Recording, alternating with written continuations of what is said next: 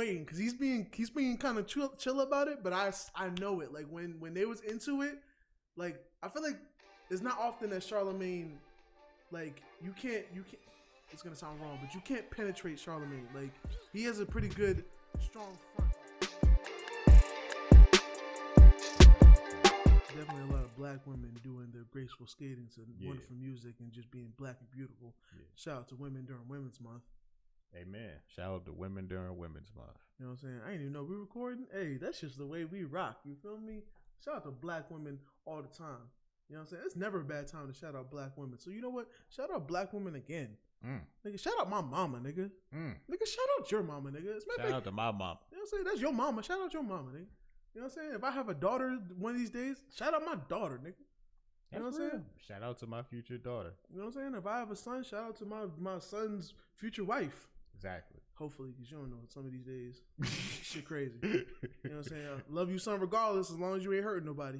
You know what I'm saying? That's true. You know what I mean? Hey, I ain't Dwayne Wade, but I do take some parenting tips from him. I feel like he got something figured out a little bit. The Rock is my role model. Like, niggas be thinking I'm joking. Dwayne Wade. Oh. He don't count. But, you know, Dwayne Wade is cool too. Shout out to Dwayne Johnson. Whenever I heard the word Dwayne, I always jump to Dwayne Johnson. Hey, but Dwayne Johnson's my first idol. I ain't even gonna hold you. Still, my first. Niggas be thinking I'm joking when I say that, but I mean that. Like, nah, wholeheartedly. The Rock's my role model. But nothing you can't like. What does he have that you can't like? I don't know. You know what I'm saying? Dwayne Wade's a good choice too. Yeah, I've seen him. Yeah. I've seen him like speak out and shit. Like he's very into his kids' lives and all their decisions. So yeah, he's a good role model for dads too. I respect this. It's like when he speaks on it, it's just like, fam, it ain't about what everybody else in the world is talking about with regards to you, because they already gonna beat you up. No matter if you're perfect, they're gonna try to beat you up. You know what I'm saying? My job is to make sure that I facilitate whoever you gonna be. You know what I'm saying? Whatever you want to do, as long as you ain't hurt nobody. You know what I'm saying? I'm here to facilitate that and help understand with you. You know what I mean? So I fucks with that. You know this is Women's Month. We should probably bring it back to the mom stuff. So yeah, shout out to the moms. Shout out Gabrielle Union. You know what I'm saying? Also, that's the parent in that situation. She doing her thing and being supportive also. That's real. You know what I mean? So yeah, we give a shout out to my mama. Hey mama. What's up, mama? I know you don't watch this, but you know. I want to scream so loud for you. Because I'm so proud of you. Well, let me tell you what I'm about to do. Introduce the podcast. This is the Hold It Down podcast, nigga. You know what I'm saying? AKA Reading Rainbow. You feel me? We out here doing our motherfucking thug thistle. You know what I'm saying? I'll be your host. You know what I'm saying? The Black Harry Potter. You feel me? The best Potter. The worst Popper. You know what I'm saying? Your baby mama's favorite baby father. You feel me? Out here doing my thug thistle. That's right. You heard it from his own mouth. Quando Rondo himself. Back in the building. That is one name we're never. That's one name we are not doing. Okay. By B-boy, you know what I'm saying? Quan Price. I'm out here doing my thug dizzle, you know what I'm saying? Quan John. Okay. You know what I mean? Quan Chi. Quan Michaels. You know Welcome to another episode of Hold It Down Podcast. You already heard from Quan Michaels himself. I'm your other host, the Unstoppable Bloodbath. The Hold It Down Podcast is where we talk about hip-hop and battle rap culture as a whole. Usually the first couple minutes of the shows will be dedicated to hip-hop shenanigans, a.k.a. Quan's favorite part of the show.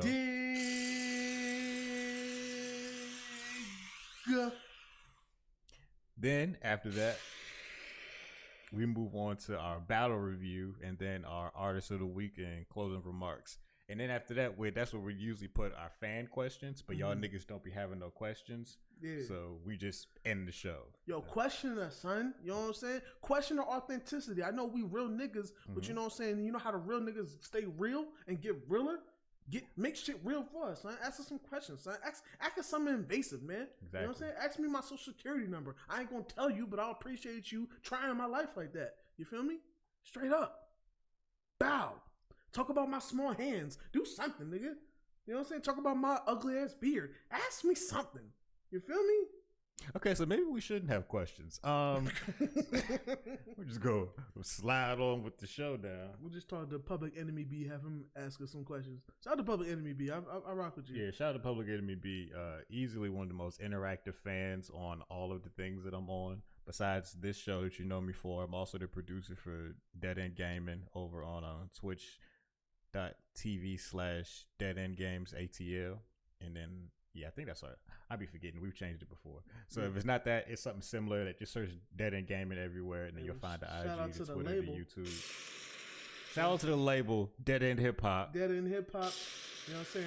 Pot a Lot Records. Mm-hmm. You feel me? Dead End Gaming. You know what I'm saying? Everything Dead End. Dead. You know what I'm saying? Everything is Dead End. You feel me? I could go on a Kanye rant right now. We don't give a fuck about none of y'all pods. We don't care if y'all got y'all pod merch with numbers on the back. Fuck you. We do a Kanye rant. That I ain't gonna lie. I hate all his rants, but that rant was legendary because it was just talking about nothing. I know Gaga. I like some of her songs, but what the fuck does she know about cameras? And I ain't gonna lie. I was like, I feel him a little bit. Like I was like, I never related her to cameras, bro. I've never heard her say shit about cameras. But until Kanye said that, I was like, all right, what do she know about cameras? Facts on facts. Yeah. For real. Wednesday, too, I'm just going to steal shit from Twitter and just bring it here as a discussion. Some shit that you might not be knowing about. Because it's possible. Because you play games, but you don't play like all kind of games. And there was like one thing that they asked, there was like Twitter was talking about bringing a remake of. And there was some pretty good choices. I think one of them was Parasite Eve. Another one was Manhunt. I don't even remember the other two because I need another recreation of Manhunt. Okay? For those that recognize Rockstar Games, Manhunt, I think that was a game that almost got banned at one point. Yes, that was like their second biggest game after GTA, the original GTAs. Yeah, that game was amazing. I need that level of violence again. You know what I'm saying? Mm-hmm. Like, and the way I don't even want to hear it, like, because I feel like it's a different time. Even though this time is a lot more sensitive. It wouldn't be nearly as exciting anymore because all the games have violence now. So the era that game came out in, that was part of its appeal was, this game is so different, you know. But now, that's nothing. I feel like it'll be great for me, though, because I don't be caring about what the fuck going on. I care about what I do. And what I do ain't involved in none of them other games that go extra crazy with the violence. You know what I'm saying? I just know how satisfying I felt when I had a bat and I had to crack it upside somebody's head. You know what I'm saying? It's different when you got guns. Every game got guns. So, you know, clicking a nigga with the AR one time is you can do that in mad games. But as far as beating a nigga to a pulp with a bat, that's different, son. That takes heart. You know what I mean? That's warrior status. I can name a couple different games where you could do that as well. In third person view. The Last of Us. Days Gone. To another human being. Days Gone. The Last with no zombies involved at all in the universe. Wrestling. Ain't no wrestling games that got bats still. They got barbed wire bats. Damn, really? Now? Yeah, they've been had that. I know ECW used to do that shit, but they just incorporated it into as like a weapon you could pick up now. Like if you do a hardcore match, yeah. Like WWE just be fronting with these games. What's another game you can hit people with a bat that does not have zombies? How about they take out the aluminum barbed wire bats and make sleeping dogs? They need to make another sleeping dog. They're not going to, but yeah, I wish they would. The studio was shut down that made the original. So no. Can we open it back up? Can we find a way to Reddit? Can we find a way to manipulate the stock game on that shit or something?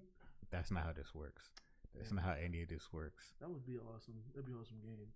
Because then the next thing that brings me to is true crime, but we all know how the relation between those two are. Yeah, the last true crime they were making became Sleeping Dogs. Yeah. Yeah, it's always the greatest. It's always the greatest games that I like that end up dying. Yeah. Maybe they be listening to too much Lil Wayne. They just feel like dying. Really, nigga? Really, nigga? That was a deep cut right there for the Wheezy fans. You gotta be a real Wheezy fan to know that shit. Yeah. The worst part too, the other two games that I want to be remade will never be remade because they're based on movies. So it's kind of hard for a movie game to be remade. That's not happening unless the movie's just that popular, and you know what I'm saying? Because like unless the license holders really need money.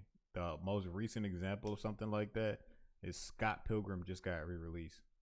The game, the beat 'em up game. That'd be crazy. That game was off of stores for like a decade now, and then it just finally got put back on the online store. It's supposed to be bought again. Oh wow.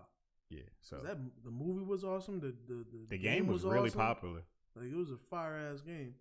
But the ones I want to get remade, the Scarface game was fire because it was one of them few like GTA type games where you actually could sell drugs. Just play GTA. Yeezy. I'm not like I don't. Who am I talking about? Yeezy. Beezy was literally just in our group chat talking about how now he's addicted to GTA Online because he runs a nightclub where he told me he sells, and I quote, let me pull up his exact quote because I was like, why are you admitting all these crimes, B? He said, I'm telling you, B, that's why B is so nice. Hold up. The nicest niggas are the real life gangster niggas. He said, and I quote, I got cocaine, guns, weed, cash counterfeit, forgery, cargo, and meth business running through my nightclub. And my immediate response, why are you admitting all these crimes? I could be 6'9". Why are you doing What? Why are you incriminating yourself? This was a casual conversation. You just started admitting all the things, the terrible things you do with your nightclub. I ain't gonna lie, I would be excited about that shit too. So yeah, he said he's all over GTA Online now. So the other people who play GTA Online, hit up BZ430 on PSN. I might join one of these days because I ain't even gonna lie. The artist I work with, he just got a GTA tag. I was like, GTA still going up, like still. It's crazy. I would go in there just to sell drugs. I'd be the hustler. Because I was so excited to be on the Scarface game and actually sell kilos. Like, to really go from, like, hand-to-hand shit to be able to be like, all right, go on the menu and be like, yo, so this area right here, they're paying this much for the amount of kilos you got. This one over here, this over here, you can make different sales. I was so excited to do that shit. And then freaking the other one is the Warriors. That one was awesome because that was, like, good bare-knuckle fighting. But, like, for PS2, and it was, like, good. It was, like, awesome. Yeah, I played it. I think I like the most about them two things too is like they take classic movies and actually expand upon the movie. It's not just you play the movie through a video game. It's actually like they expand the story beyond. So Scarface, for those that don't know the game, spoiler alert, Scarface, you start the game as, you know, the last scene of the Scarface movie, but it's as if Scarface decided Tony Montana decided to turn around. It's the funniest thing, but it's literally as if he decided to turn around and saw the shotty guy and killed him, and then fled and got his empire back and shit. Now Warriors, you still play the movie, but they give you the backstory on how the Warriors even formed. So you actually get to know what it's like to play as the black leader that died 5 minutes into the movie. I hated that shit because I also hate how he died through elbows. Like, that upset me. Like, elbows ain't no hope. They hurt, but the nigga dead? Like, they just pushed him. He was like fighting niggas, and next thing you know, niggas gang just went, huh, huh, huh. I'm like, damn. I can understand being beat up, even maimed, injured, but dead? Okay. But yeah, they give you the story on how the Warriors like formed and shit. And it would be a good movie on its own, but it was a good ass game. But yeah, it's kind of hard for those to get remakes when they're based on movies. Of course. You know what I mean? So maybe one day I just got to get rich and make my own freaking gaming office, and then I could do it myself. That's going to be hard. So yeah, it's not a simple undertaking at all. Yeah. Story of being a black man. Always got to go the hard route. Or the hard route found you. Speaking of the hard route found in you, NBA Youngboy. Oh, them hard routes found that nigga, boy. He was recently arrested again out in LA. They found multiple weapons. They found multiple weapons. And when you're what's the word? When is like you're like a former felon like can't have weapons. I'm forgetting the exact term. I'm about to find out what the thing is in the article, the exact term. But yeah, charged with possession of a firearms by a convicted felon and possession of a firearm not registered in the National Firearm Registration and Transfer Record. He allegedly had 2 guns in his possession during the arrest. Also, if I'm not mistaken, I think it was the FBI that went after him. Meaning, if it's the FBI, they coming at you for a reason. That's not just a traffic stop and they got you. LAPD and FBI. Yeah, they were coming for you, and they know. They said it was because he had an outstanding federal warrant, and he was reportedly attempting to flee.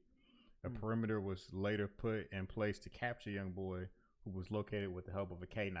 That because I remember not even, was it last week? Yeah, like Twitter had all the jokes about how they had to use the dogs to get Youngboy. So it's fucked up because I'm pretty sure when the FBI come for you, it's gotta be something serious. It's probably a body involved, but I don't wish no black man to go to jail or be in prison. So free Youngboy, but it ain't looking good. And especially these days, the police playing dirty. They trying to snatch niggas up and they trying to keep you in there. Like, yeah, this is all apparently going back to September. Going back to September of last year, law enforcement responded to calls of guns being brandished at an abandoned lot where the music video was being filmed. They found multiple grams of marijuana, hydrocodone, 14 firearms, and digital scales were discovered at the video shoot. It's just like I just need y'all. We get it, y'all street. Like, we get it. But since it was a music video, they probably just used the guns they had instead of using props. If they would use props, this would have been different. Yeah, because I've been involved in music videos where niggas just use the guns they have, but then you just can't shoot it, but you have to pretend it's a prop the whole time. Yeah, but I feel like that shit don't work because even like niggas be trying to put that freaking disclaimer in the front, and I feel like that just raises more. They can't do nothing once the video was done, but it was because they were at the video shoot. Oh, they got caught at them. Okay. Yeah, that's the difference. It's not like they came at them after the video already been out. These guns in your video, they fake. They can't prove anything. They caught him at the shoot. I feel like they would still use that against you if you're, because I think a few niggas got caught like that. I think Gunplay got caught up in some shit like that. They didn't he did a video called Cigar Fair and Hardware, one of my favorite Gunplay songs. But he was literally at the shooting range. But the fact that he was a convicted felon, he can't be in a picture with these guns at all. That happened to Chief Keef too. Chief Keef literally went to a shooting range, but since he's a felon, him having the gun in his possession on camera fucks him over. And they could be like, oh, it's a prop, it's a prop. It's like, nigga, we ain't buying that shit. We locking your ass up. So it's like, I think it's even worse if they catch you with the shit. You know what I'm saying? If you already shot the video, it would have been bad for you. But the fact that they caught you at the video, it's not looking good for Youngboy. Yeah. Kind of remind me of Maxx Out. Remember, Maxx Out got caught at a playground with mad guns, mad gang members. Yeah, I'm feeling he's still fighting this case, ain't he? Still fighting Rico. Yeah, because like that, I think that's the one that led to all them catching him and all the other shit. Yeah, like, now that we got you here, what's up with this other shit, Maxx Out? And it's like, what's going on with this other shit, cuz? But yeah, I mean, hey, shout out NBA Youngboy. Hope they hope what's gonna happen doesn't happen. I don't even know what to do at this point. Really, it's like, bro, because this thing, like, I think NBA Youngboy is one of them niggas that was like on his last leg. Like it's gonna take one more time, and then we're not gonna see you. You know what I'm saying? Like there's a few niggas on that list. Like Meek is on that list. Like a few, like Boozy. You know what I'm saying? Like you just dodged some shit that could have put you away forever. You know what I'm saying? And by the grace of God, you still here. So you better be on good behavior. But sometimes shit happens. Free NBA Youngboy. Speaking of shit happening, okay, so you're a bigger fan of this than me. The Joe Budden podcast. Oh, I think about to say Bobby Shmurda, who's home, by the way. Free GS9. The Joe Budden podcast is just Joe now. Literally just Joe. It's literally the Joe Budden podcast. Yeah, like it's always been the Joe Budden podcast featuring Rory and Maul. But now it's in Parks. Now it's literally just the Joe Budden podcast and Parks. Yeah, I'm about to say Parks is still there, but he don't like being on camera. Or he be off camera. So it's weird. And shout out to their homie, I think his name is Ice. He's been kind of like filling in a little bit. I'm familiar with him because I used to watch all the Joe Budden like videos when he used to do the blogs and shit. But yeah, this is a little weird because I ain't gonna lie, I just got put onto this today. Like I like to watch I watch a lot of podcasts, and in case I ever have like times where I have downtime and nothing to do, I like to rack them up so I can always binge these shits. So I'm never bored. You know what I'm saying? So I just got wind that I noticed like there was a few episodes where they were gone and missing.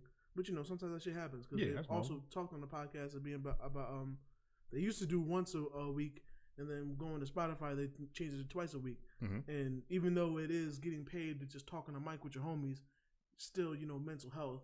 Sometimes you need breaks. Like they don't take no vacations, especially if they're not signed to nobody.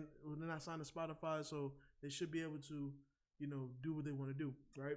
It becomes a job. Like it does. It is just talking, but having to be on all the time. Yeah, it's a job. Like even eventually, this will become a job. I mean, I enjoy it, but I'm pretty sure this dude, has to, talk to God every time he has to come and have to deal with my ass for a good hour to 2 hours, however long our episodes ends up being.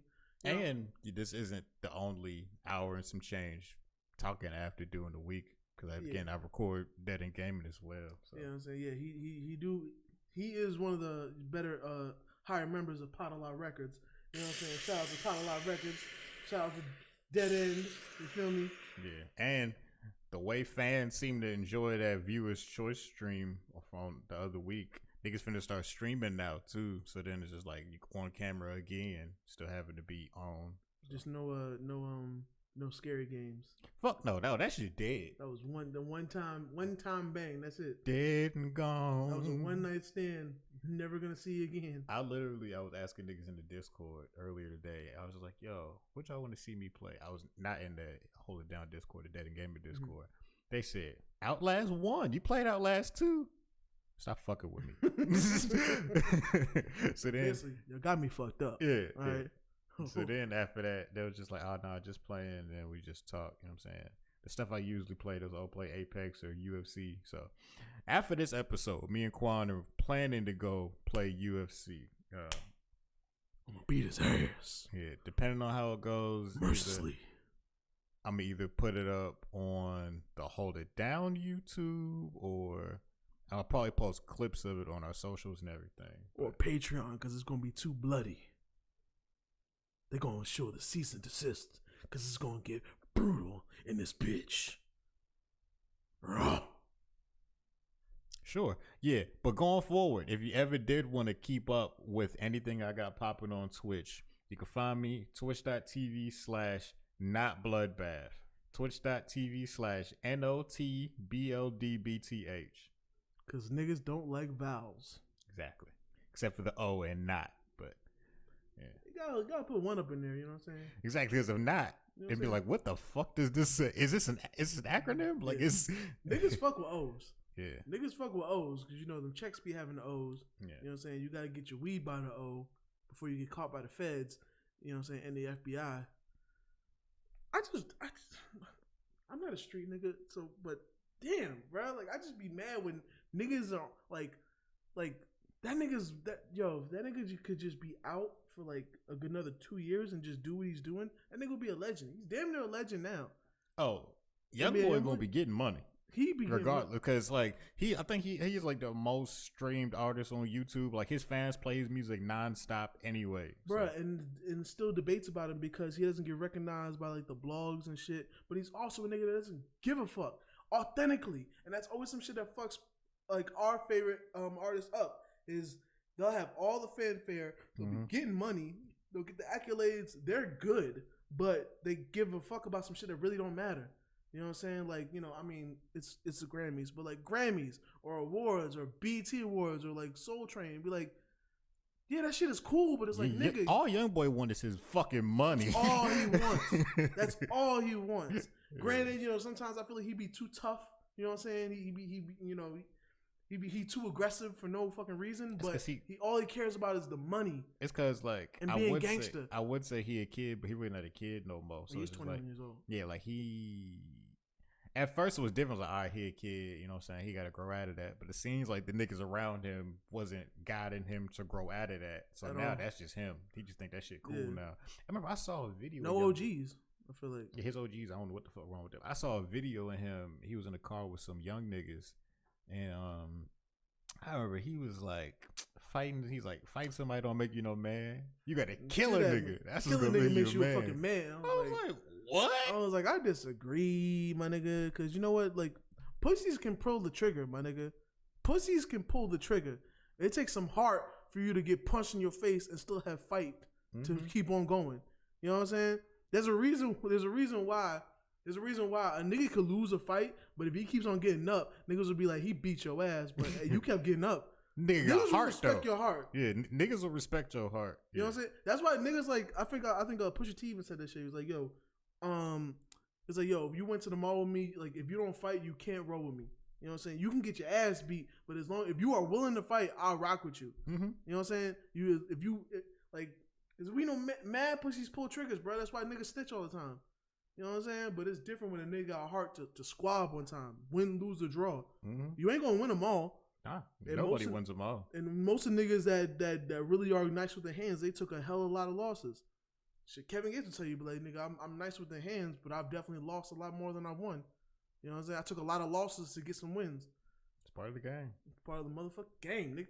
You know what I'm saying? But yeah, I always hated when he said that shit because that also pulls the wrong message when we're already in the era where niggas don't want to fight, they want to shoot. True. Or when niggas lose the fight, they come back and shoot. Both of that. You know what I'm saying? They need to watch Friday. You know what I'm saying? Learn to live to fight another day. Yeah, well, we're going to wait to see if Joe Budden's podcast can live to fight another day because he says that he thinks it all should blow over. He said that he told Rory to take he said they should all be back in like a month. That's what Joe said. He was we'll see. He said this should all blow over because me and Rory, if you could tell, there's been some tension. He been talking about like, oh, we should fight or whatever. I thought it was a joke. After a while, he kept doing it. I was like, yo, you need to chill with that. So I don't fight my friends. And I think Rory was like, what if we not friends? And he's just like, and that's when I realized the friendship ain't working for us. So we need to pause, reflect. Yeah. So I told, he's like, this is me paraphrasing, but this is like, if you watch the video, this is what he said. He said, he was like, yo, I told him to take a couple episodes off, cool off, and then we'll be back. And then, you know what I'm saying, you can recharge. Mm-hmm. And then Maul got offended by that because Maul was saying, how can you tell anybody to take the episode, take some time off? Like, we don't really have a boss. Mm-hmm. So he said that he reached out to Maul, and then they basically got into an argument, and he was just like, the conversation didn't go very well.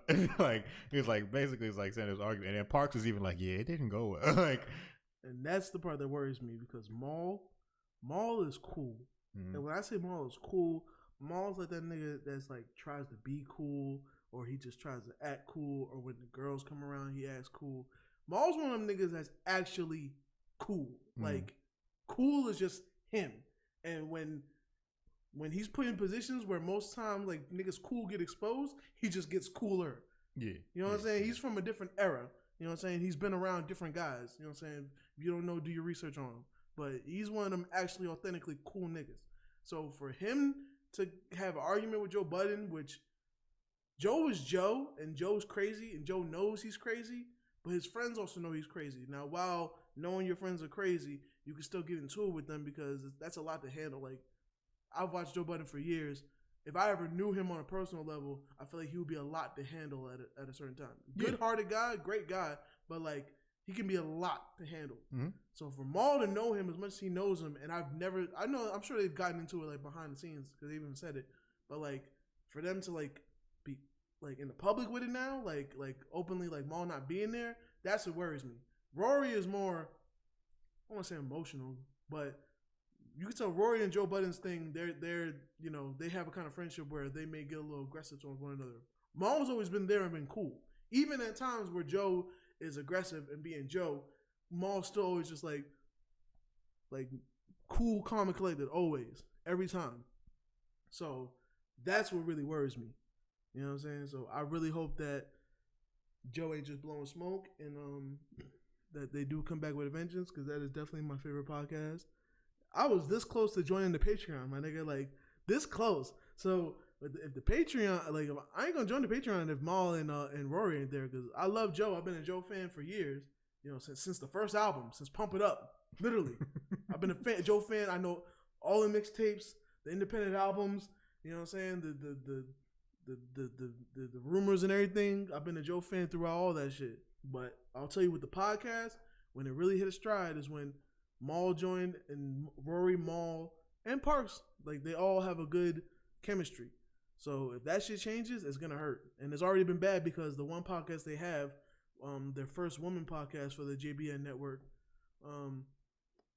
the I don't want to say dark skinned girl, but she's dark skinned. The dark skinned girl that was on that podcast left. So, is that the only one that was speaking? Like, which like the only voice of reason on that show? Yeah, kinda. Okay, I thought so. Sort of. I mean, you know, there's 3 women.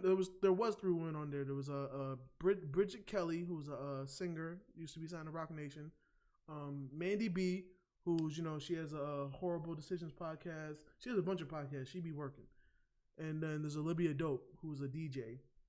She was kind of the calmer one, whereas Bridget, you know, Bridget's cool. You know what I'm saying? Bridget's cool. Mandy can be a little loud at times, but she also brings kind of some fun because she has like a podcast where she talks like sexual shit mad openly and shit. And she's from Orlando, whereas both of them are from New York, so it's cultural differences. You know what I'm saying? Which I ain't gonna lie. I need like a playback of your life, because I don't know how some of this, you know, some of the shit you do.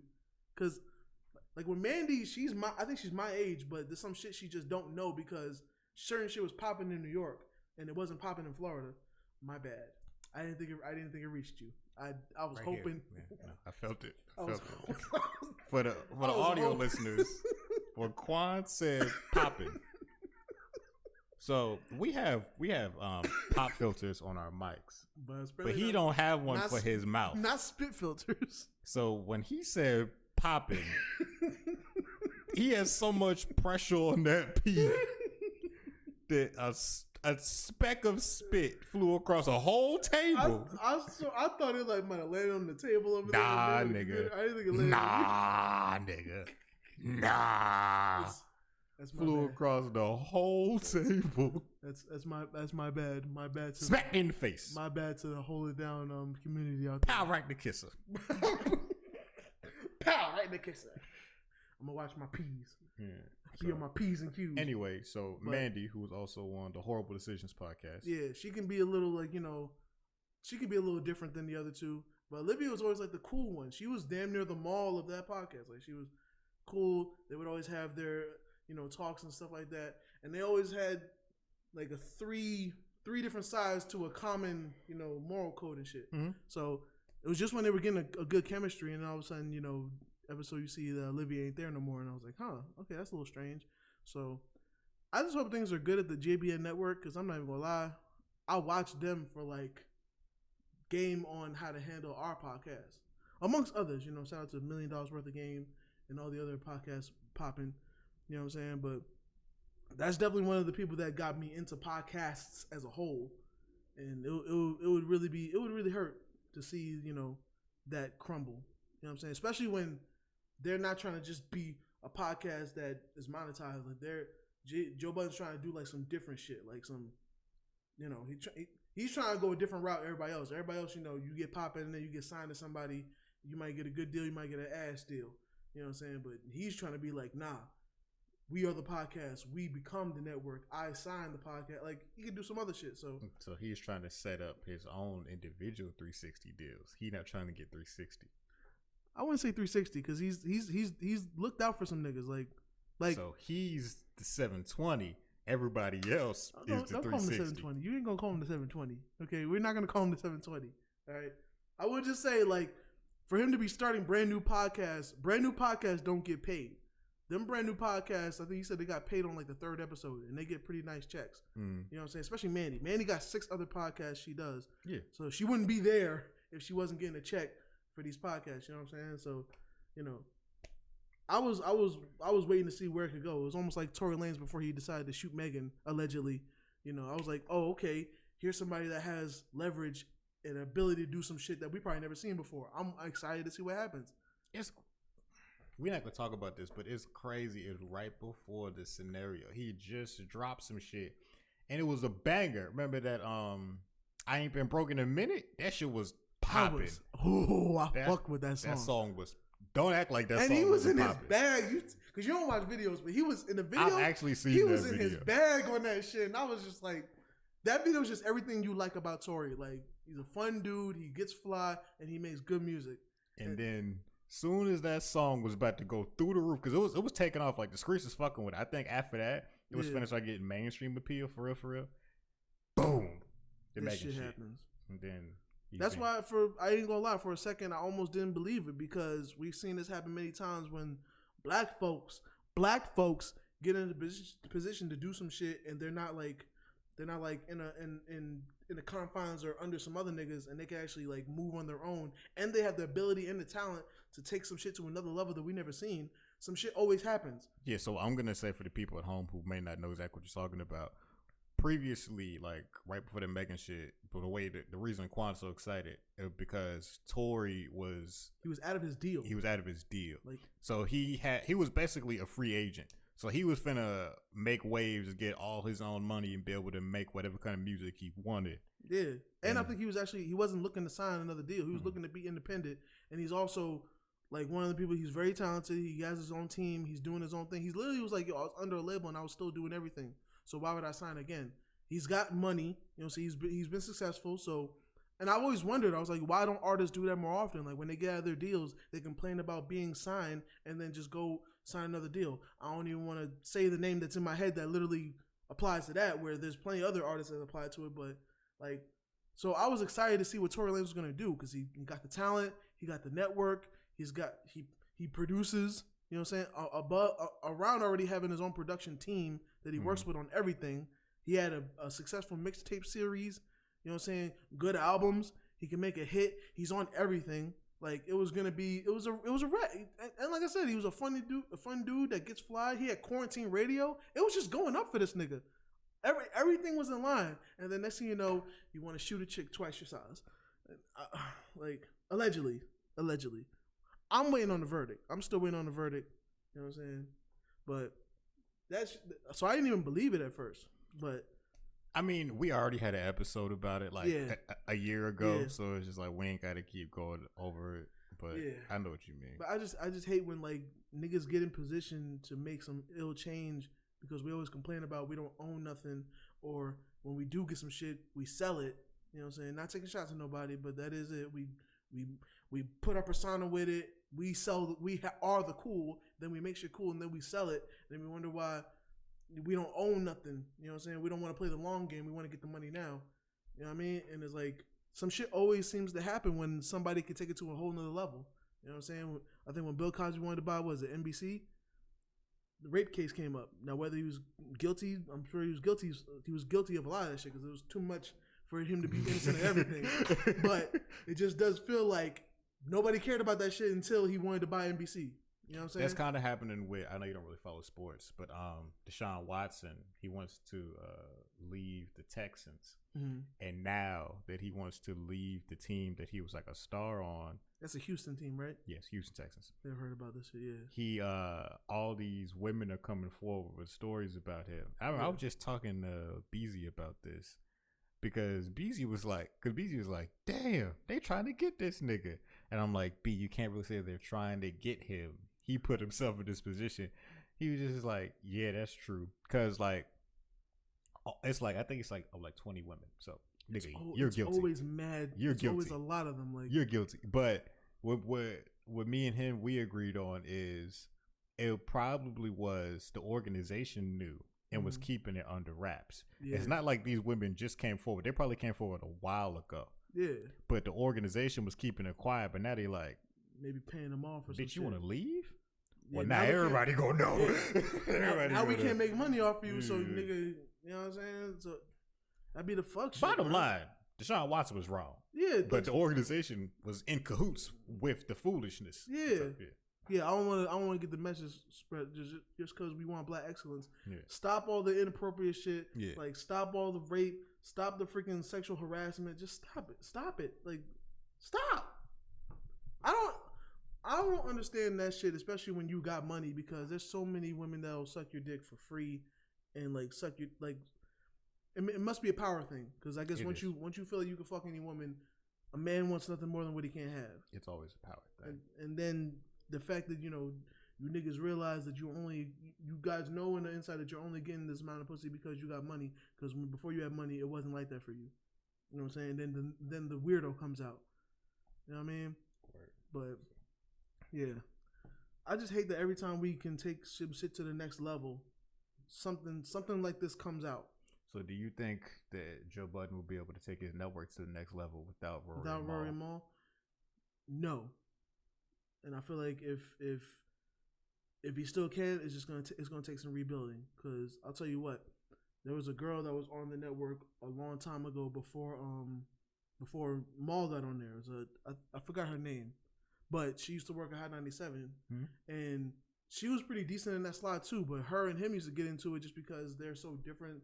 They're different of personalities. You know, Joe Budden's a little older dude, and she was kind of like out there. Not out there, but she was just, before Megan came out, she was on some hot girl shit. You know what I'm saying? Just young girl living her life. So when she would just say some shit, Joe Budden be like, that was stupid. That's really stupid. You're stupid. And she would be like, no. He's like, no, you're stupid. And they would just get into it. So then it kind of matched a lot more when Maul's like, Maul's a little older. He was cooler. They're not going to get into it as much. They're going to have more of a, you know what I mean? So basically, it was like when Joe was in academics is on Everyday Struggle. Yeah, but almost kind of like worse. I believe it because she was a woman, so he probably was talking down to her. Yeah, because he talks aggressive, so it makes it sound even worse when you're talking to a woman. It always does. Yeah, it just even if you don't mean it, it comes off a lot worse. Yeah, you got to have a correct tone when you speak to women, especially publicly. Yeah, because then you sound like the craziest nigga. So yeah. Even if you're saying some normal shit, like you asking a girl what she want to eat. You gotta say it just like this. Hey, what you want to eat? You better not have your voice. What you want to eat? You sound like an abuser. If your voice is too loud, saying normal stuff. What the fuck you want to eat? The fuck we eating tonight? You hungry, bitch? That's different. Bro, yeah, shout out to the JBN network. I hope y'all figure it out. I hope it's all good. But I'm not gonna lie though. Another thing, just on some petty shit, I don't want Charlamagne to be correct. Oh, you already know Charlamagne.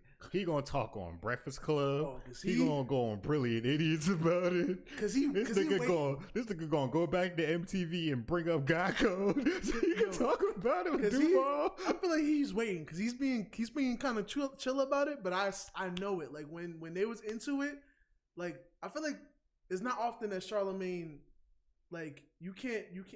It's gonna sound wrong, but you can't penetrate Charlamagne. Like he has a pretty good, strong front up. You know what I'm saying? Like he's not somebody that really gets in his feelings over shit that other people get their feelings about. You know what I'm saying? He don't care about the shit that normal people care about, right? Mm-hmm. So it's hard for you to get Charlamagne like hurt his feelings. You know what I mean? So I feel like when Joe Budden was talking shit to him, I felt that Charlamagne felt a way, like a real way. You know what I mean?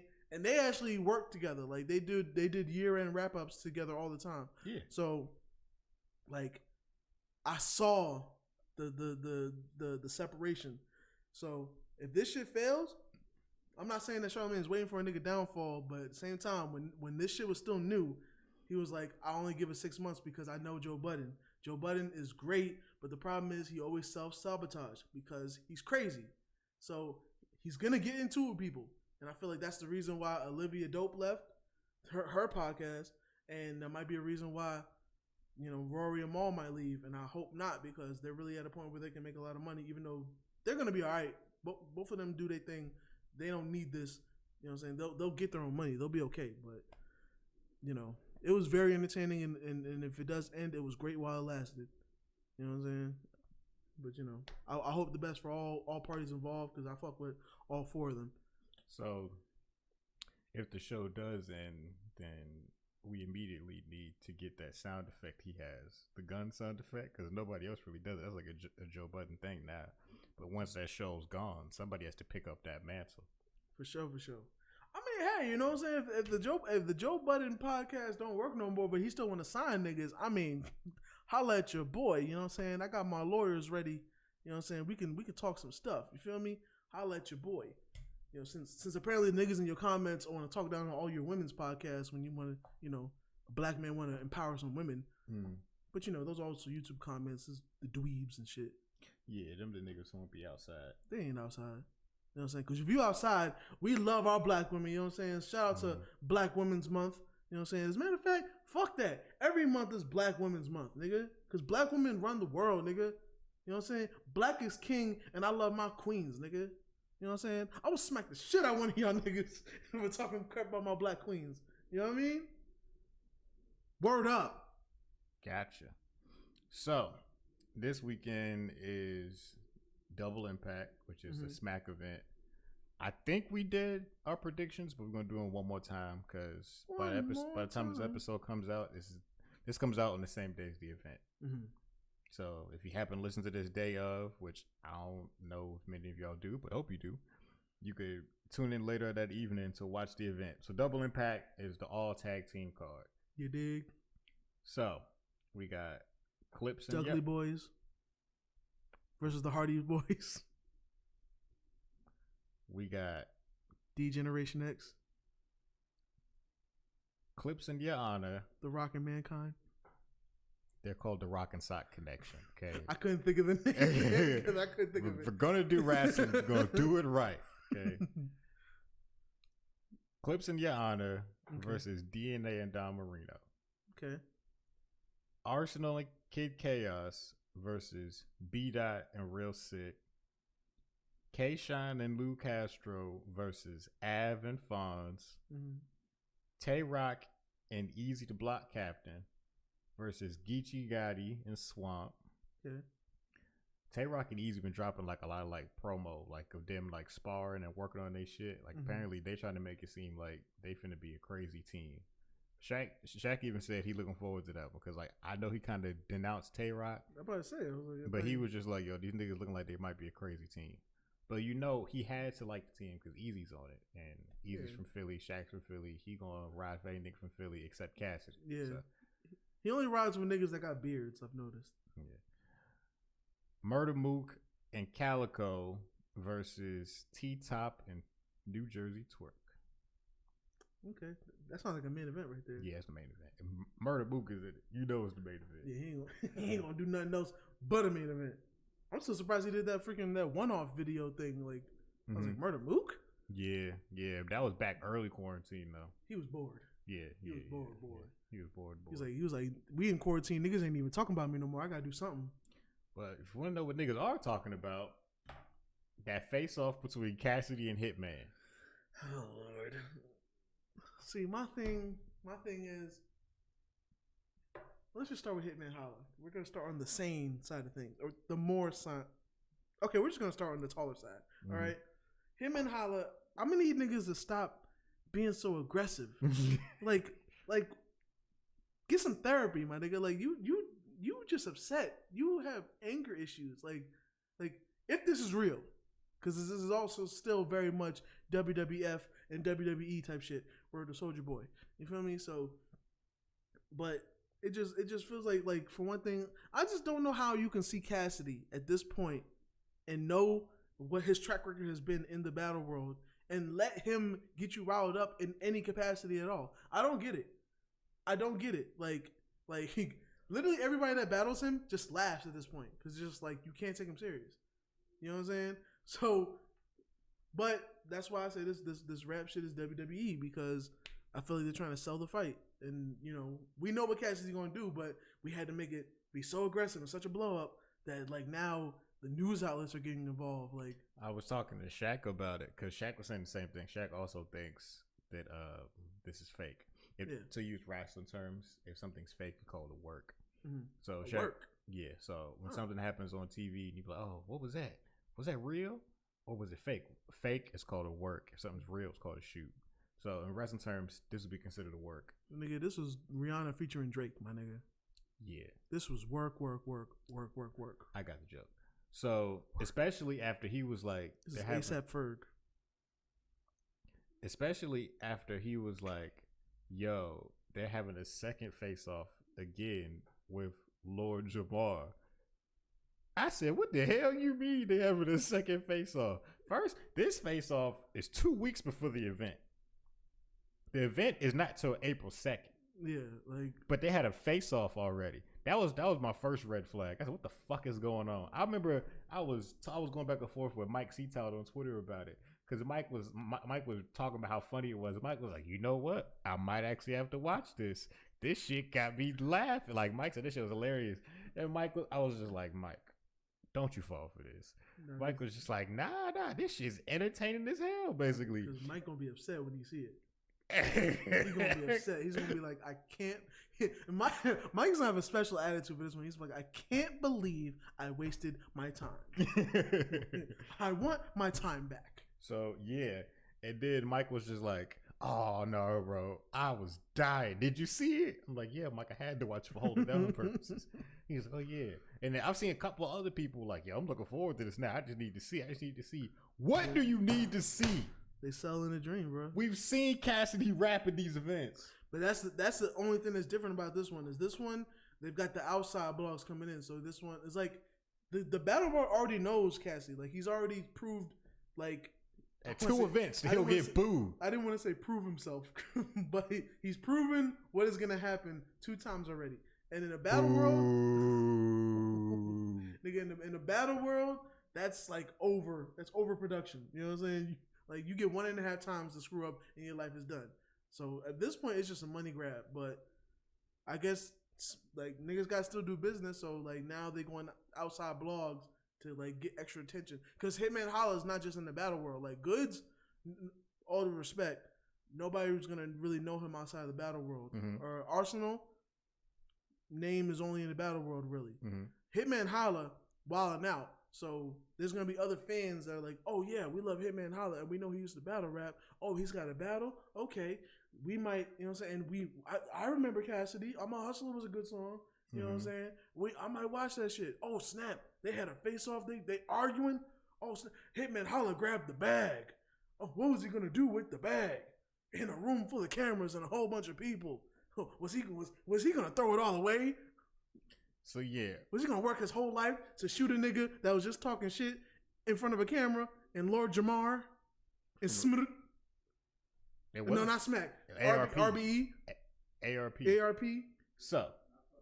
Like, the point is, from a PR standpoint, everything you just said is correct. Mm-hmm. They sold the hell out this. They definitely sold it.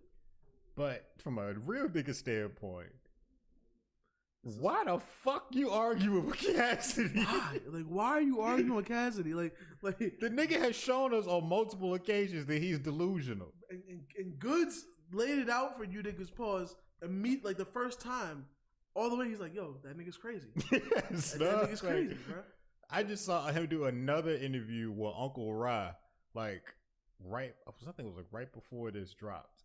And he was just like, nah, that nigga's Cassidy is delusional. Like, and he was just like, like some niggas get booked just because they, like, that they're a draw because they're entertaining, not because they're going to win. Like, and he's like, niggas don't expect Cassidy to win, but niggas still going to watch it just to watch him lose.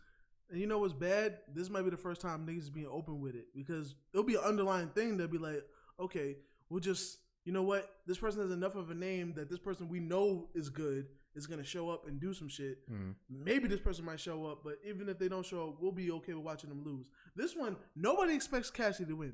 Nobody. Except Cassidy. Except Cassidy. But in Cassidy's mind, that's all that matters. Cassidy is the only one expecting Cassidy to win at this point. Yeah. You know what I'm saying?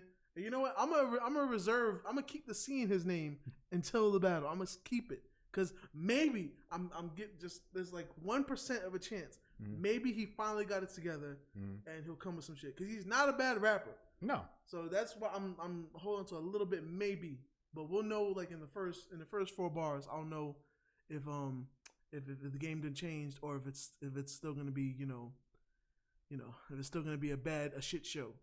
You feel me? Because in his mind, he be talking to these niggas. In his mind, he is the greatest. He said that before he knew he was. You know what I'm saying? Like, in his mind, yo, he can't take no L's. He's 5,002? 5,002, and not 5,002.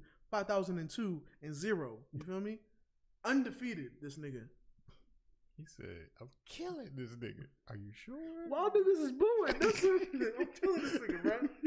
You know what? I'm blaming Calico for this shit. Calico's the first nigga to have niggas clean out his side and be like, I killed you. Ever since then, niggas been bringing the delusion to a whole nother level. that Calico wasn't wrong. Calico had he was 3 alright. great rounds. Yeah, like it's just Lux had one that was so good and so theatrical. Yeah. Niggas just tried to forget about Calico's 3 great rounds. Yeah, like upon further review. So he had to believe in himself like that. Like, nigga, all you did was have one good round, choke. Yeah. Halfway through that round, coming through a second that what you said wasn't even your real second. Then you have a third with the picture. I didn't even know we could have pictures. Yeah. So it's in Calico's mind. I understand that. Yeah. In Cassidy's mind, I cannot understand it when niggas was booing him. And the funny thing is, bro, like even before the battling, I thought Cassidy was just like chilling, doing his own thing. I seen this nigga doing interviews now. Like, it's somehow, I've never heard a nigga lose and get like interest birthed back in him. Like, I don't understand it. That shit cray. Like, it's almost, there's gotta be something to this point of believing in yourself so much, even through a loss. Like, believing you're the greatest, even after getting your ass whooped. There's something to it. Cause it's working for him. Cause I tell you what, before this shit, it was quiet for him. Not saying he wasn't getting no money, you know what I'm saying? He, you know, I'm sure he was doing all right, doing better than me, damn it. But when I tell you, as a Cassidy fan, I ain't seen too many places. As a Cassidy fan, I know I got a beer, but I ain't tell you, Rock. That nigga really did. Cassidy, boo. That nigga did like 7 times damn near, but.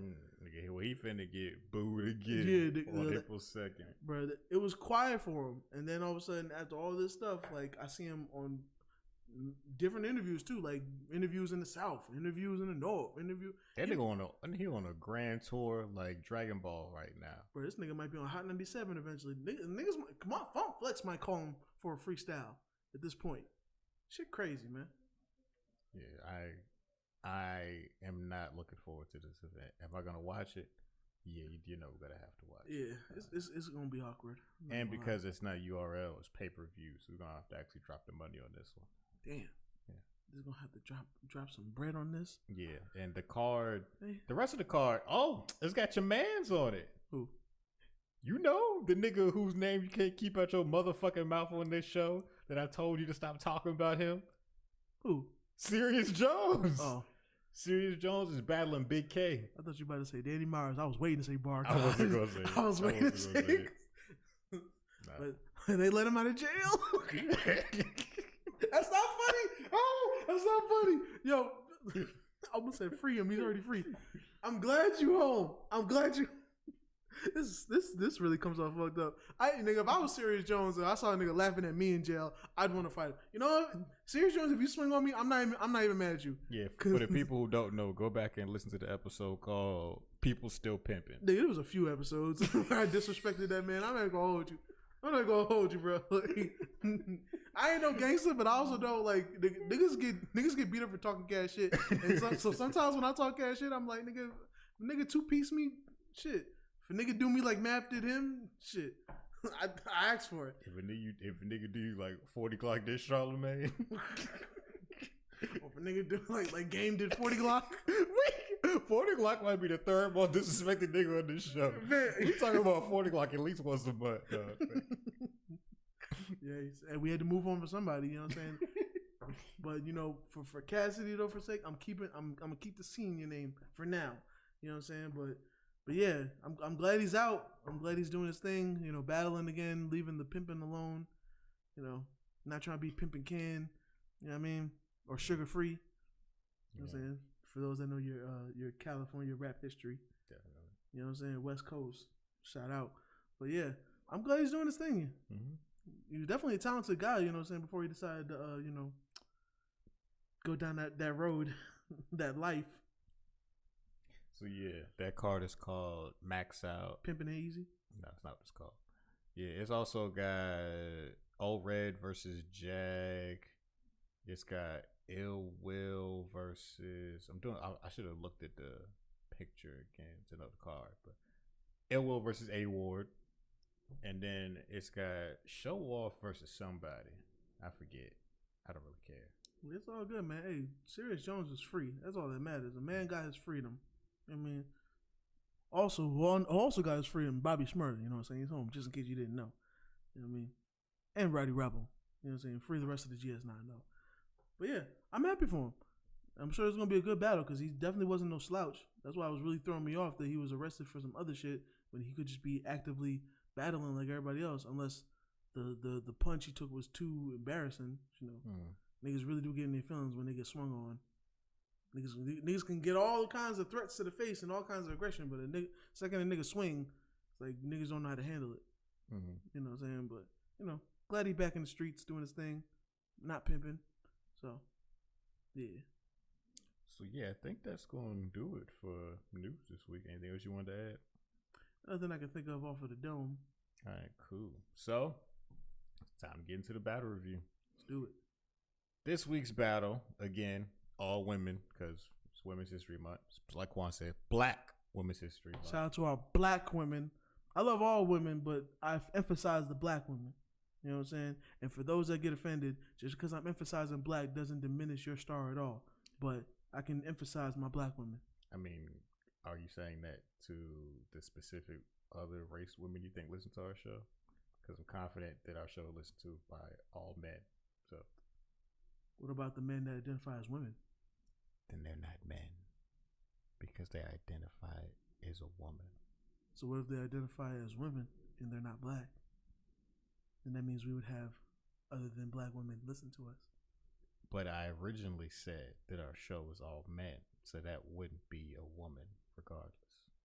But it could be a man that just identifies as a woman. And like I said a second ago, they wouldn't be a man. I respect everybody. I do too. That's why I'm correcting you to let you know. I just like saying shit that makes it look like you're opposing me even when you're not. I was like, I don't know what Kevin's saying. All I know is I love black women. It just makes you look like you're saying something that you're not. Yeah. But anyway, 40 Bars versus Miss Hustle. Shout out to both of y'all. Yeah, two big names in women's battle rap and one big woman in women's battle rap. Yeah, Miss Hustle. I ain't gonna realize. Who's tall as hell. I ain't realize until 40 Bars said it. Like, that she's tall as shit. Fuck. Yeah. Yeah. Shout out to her though. Yeah. I like tall women. Yeah, she cool. Yeah, she tall as shit. She like she could fight too. I'm not gonna hold you. That's what 40 said. She like she could fight. But remember, she got to fight with Farrah Funeral in a battle. So, and that's what like I might look for that. That's what 40 was talking about in her third. Yeah. Yeah. So yeah, nah. But anyway, yeah, this battle is from Royalty. That was the name of the card. It's like from like a year ago. Yeah, it was 2020. I think it was like in either January or April. I think that was the card that was like right after the Cassidy card. Might have been. It was either right after or right before. So I did notice it was funny that like Lady Luck was in the crowd, and I guess she was like not observing, but like she's in the crowd, you know, watching Miss Hustle do her thing. And it was like the same year she would go on to battle Miss Hustle. So I just thought that was funny. Yeah, no, it do happen. It's just that Lady Luck is not somebody that's really in the battle rap world like that often. She be doing her own thing. So for her to be a battle name that, you know, can jump in every once in a while, it was like funny that she was there. So when she's sitting there talking shit about Miss Hustle and her face off, she's like, well, I seen you do it. I seen you battle firsthand. So I know what I'm talking about. I'm not just here, you know, Cassidying it up and just popping up out of nowhere and just thinking I could do shit just because I can put words together. I'm sorry, Cass. It's just one last chance, bro. One last chance. We're going to see how this goes. It's going to go bad, but, you know. That's what we going to see. It's going to go bad. It's going to be bad. It's going to go bad. Especially Hitman Holla, because Hitman Holla is going to be all aggression, no fun.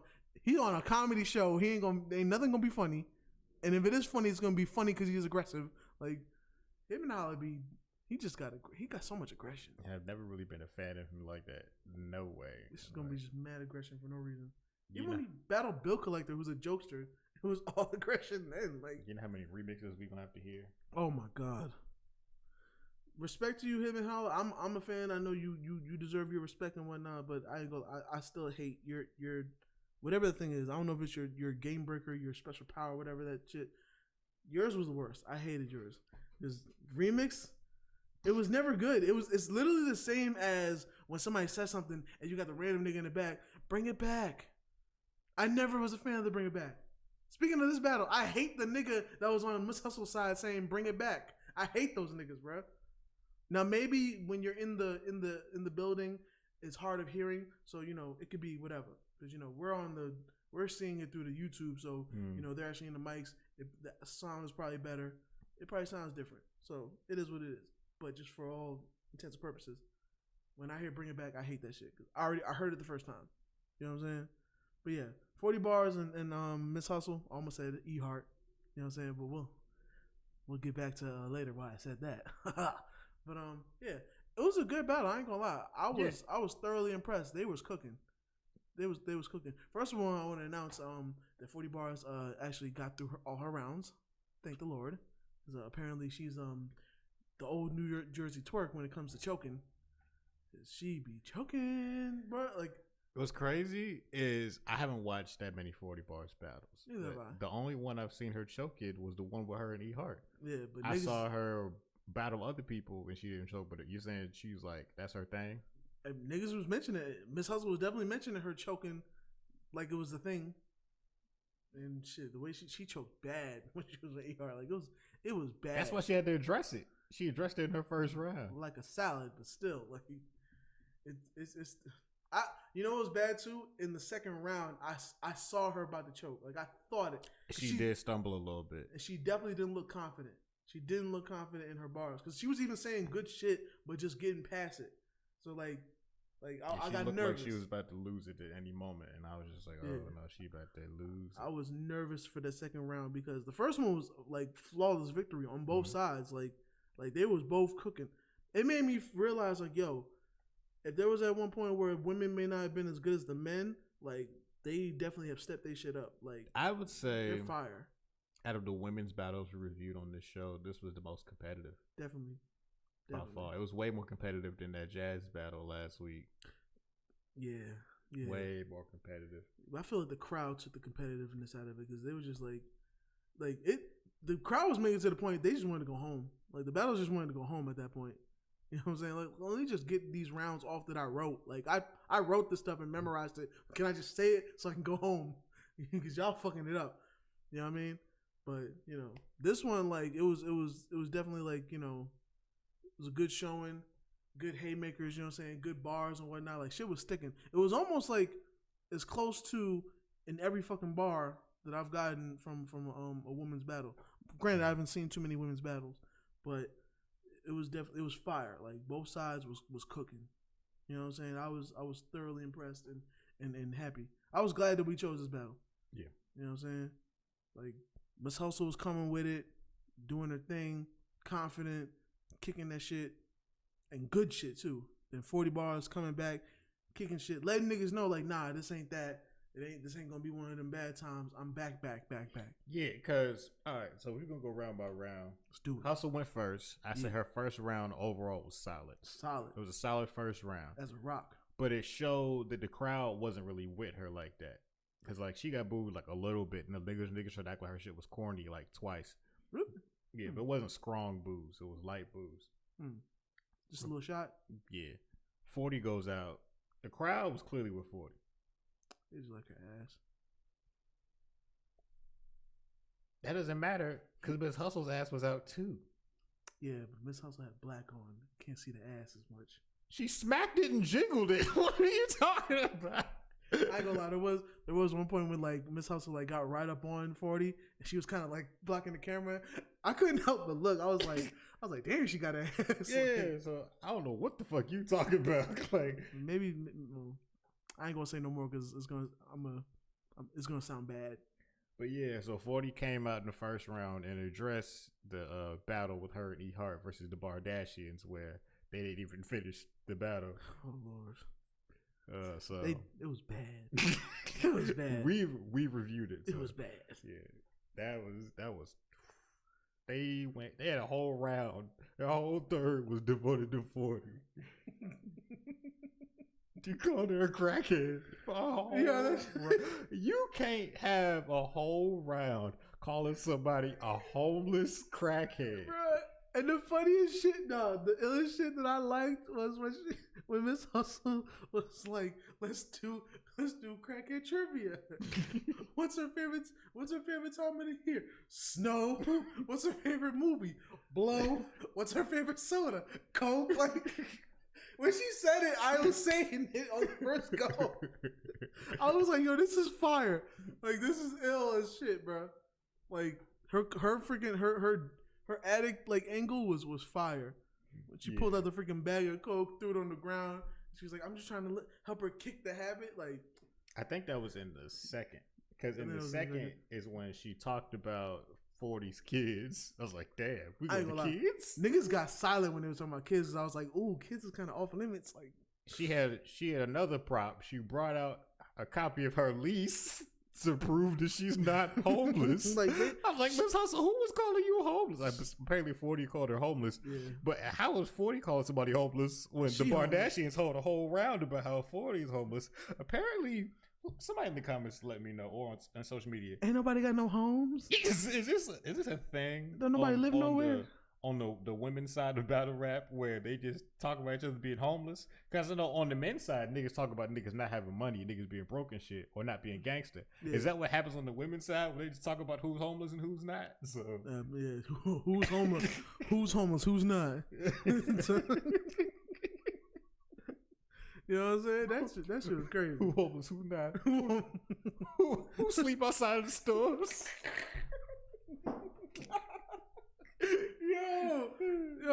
Yo. Hey, shout out to the homeless. Like, comment, and subscribe. I forgot to say it in the beginning. But yeah, I knew that's where you was going to. I was like, oh nah, he trying to do that. So that shit was crazy. She brought the lease out. I was like, what the hell? I'm like that can't be a forged paper or something. Like, come on, man. 40 ain't even pay attention to that shit. You know what I'm saying? Well, she almost tried to knock it out because I guess, she allergic to paper. It wasn't even that close to her. She was just like, get that out of my face.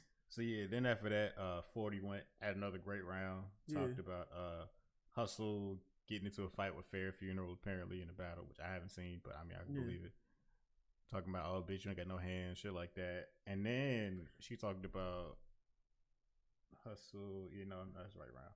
Talked about Hustle getting abused by a nigga. I was like, oh yeah. But I ain't never seen nobody make an abuse angle so funny. Like, even Hustle was laughing because she was just like, how you get abused when you, like, the nigga was 5'7", you like 6'3", like, you get to duck down to get hit. And she was like, that's not funny, but it's funny. You said you should have did him. How you get abused by somebody that was 5'5"? You should have did him greasy.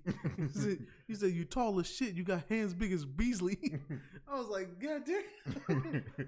Bruh, like, even she was like, and yo, I ain't gonna lie, these women got some trauma they're laughing about, because, like, I ain't gonna lie, Briss was trying to make an angle about her baby daddy not being around, and she was like, well, he's dead.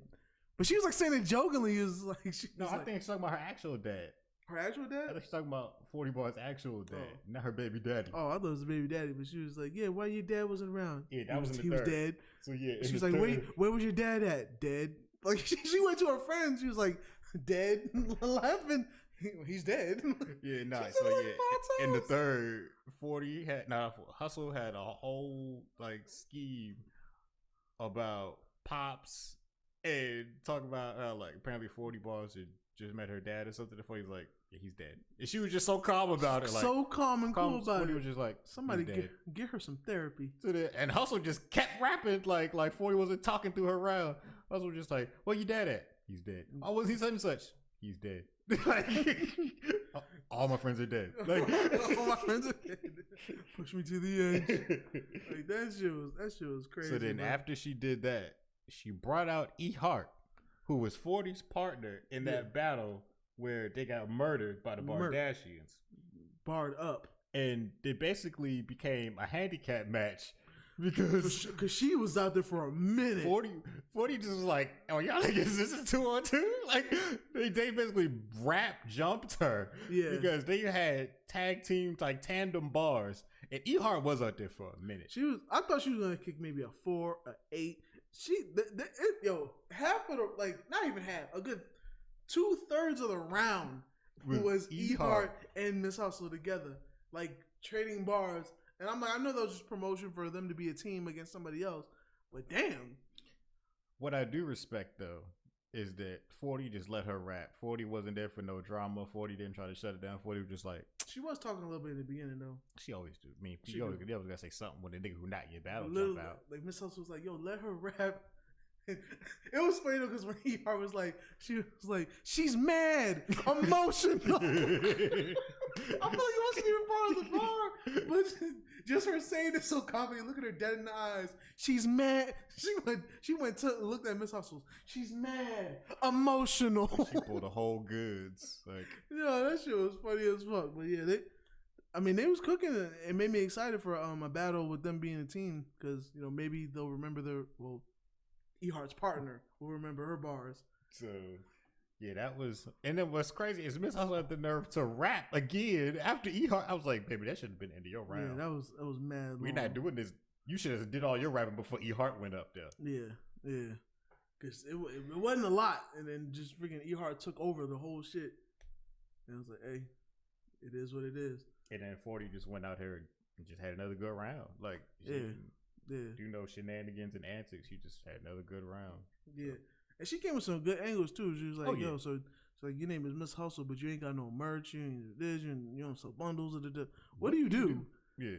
And everybody was laughing. It was funny. She was like, I got a real question. What is your plan? Like, yo, I feel like she tried to say it serious, but when she said it, like she couldn't help but laugh. Like, you know what I'm saying? It was a good ass battle. Like both sides came prepared. They was cooking and they did their thing. Like, it was very entertaining. You know what I'm saying? I'm glad nobody choked, even though 40 bar on the second one. 40 bars was like right there. Like you saw her in her brain trying to remember her shit. So I was just like, please don't choke. Please don't choke. But she didn't choke though. She didn't choke. I give her respect. She got it back together. Yeah. She took like a 15-second break, and then she was back on track after that. Yeah, it did seem like she was trying to like just get through it though a little bit. So she wasn't like putting emphasis on certain shit. She was just trying to get through it. But I guess getting through it is better than choking. So yeah, I'm not mad at that. You know what I mean? Yeah. But yeah. Ready to scores? Yeah, let's get into these scores. Crowd control. For crowd control, I gave Hustle a 4. Okay. I feel like she had the crowd pretty good on her side.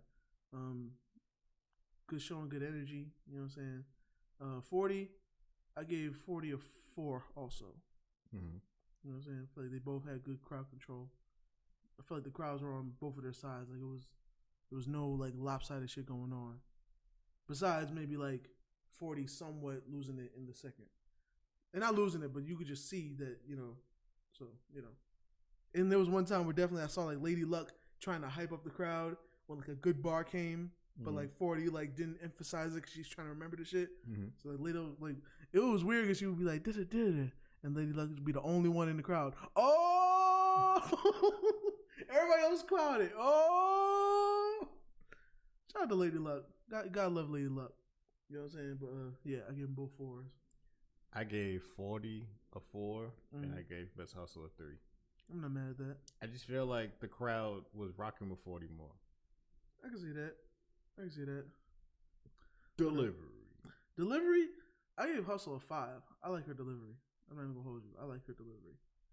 40, I gave her a 4, and it's almost barely. I wanted to give her a 3, but I feel like I would have been biased. I personally don't feel like I don't like her voice. Like, I feel like her voice, it don't sound aggressive enough for the bars that she kicks. So sometimes when she's trying to be like aggressive, it sounds weird with her voice because her voice is kind of like, I hope I don't sound no kind of way, but her voice is a little more girly. It's a little more feminine. Whereas like Hustle's, it's that up north, New York, extra aggressive NY chick. So she can just go aggressive for nothing. She could just talk regular, like, yo, let me get a bacon, egg, and cheese, B. You know what I'm saying? Whereas 40, so it don't sound, but she was still kicking the shit because she did have good times where she was aggressive on certain lines and delivered it well. Mm-hmm. So I gave her 4. I didn't want to give her a 3. I wasn't really feeling Miss Hustle's delivery like that. I don't know. I feel like it wasn't bad. Like, I don't know, just feel like it was flat. Like, I gave her a 3. Really? A 3? Yeah. It could be my New York bias too, because I was just like I may criticize like Chef Trez. I don't like his voice, so I'll criticize him on delivery. You know, you really you tend to not like that aggressive New York woman, you know, sound. So and also like when she was rapping, especially in her second, she rap, pause, get back to it, rap, pause, get back to it. All the fucking props and shit she had, like, and then she barely rapped the whole round. I like the delivery. I feel like she was kicking. I gave 40 a 4. We'll just go ahead and deliver. I gave 40 a 4 and I gave Hustle a 3. Okay. I couldn't give 40 a 5 because she almost choked. Yeah, that second. Yeah, that second. If it wouldn't have been for that, she would have got a 5. Yeah. Okay. I'm not mad at that. Haymakers. Hustle, I gave her a 5 on Haymakers. I feel like she was kicking that shit. We was listening to different battles. I feel like she was kicking that shit. Her shit was good. I was feeling. We was listening to different battles. I was feeling her shit, son. You must have watched Miss Hustle versus Miss Hustle. Cause I don't know. Whatever, dog. I was impressed. Your opinion is your opinion. And then, you thought she was popping, you give her a 5. All right, that's cool. I respect it. And 40, I give her a 5 also. I feel like they both was cooking. I gave 40 a 4 and I gave Hustle a 3. Really? Being a little hard on our black women. I don't know about you, Kev. I love our black women. I don't know how you feel. But anyway, I love having narratives where I can just make him look like he's saying something he's not saying. But yeah, Zone. I give him both 5s. Zone, I gave Hustle a 4. I gave 40 a 4. 40, I would have gave her a 5, but that second round. I Hustle gave her a 5. Well, you gave 40 a 5? I did. And I gave Hustle a 4. Wait, I think I gave Hustle a 5. I think it's a 4. But I say, because you won't give her a 5 with that second? She didn't all the way choke. Yeah, but you could see like the in her eyes, she was like, I'm this close. Like, I'm this close to choking. You could see the seeds of a choke, but it didn't sprout. It didn't sprout, but I definitely saw it. I was like, I could just see her trying to remember, like, don't choke. What's the next line? She had 3 solid rounds. It was solid. 3 solid rounds. It was solid, but it wasn't perfect in my eyes. I'm not mad at that though. So yeah, anyway, I gave 40. She got a 5. Sorry about that. The camera went out. So hey, we do what we do, and we using our equipment, son. You know what I'm saying? Oh yeah, speaking of our equipment, we didn't even speak on these beautiful, luxurious, professional-looking ass mics we got. You feel me?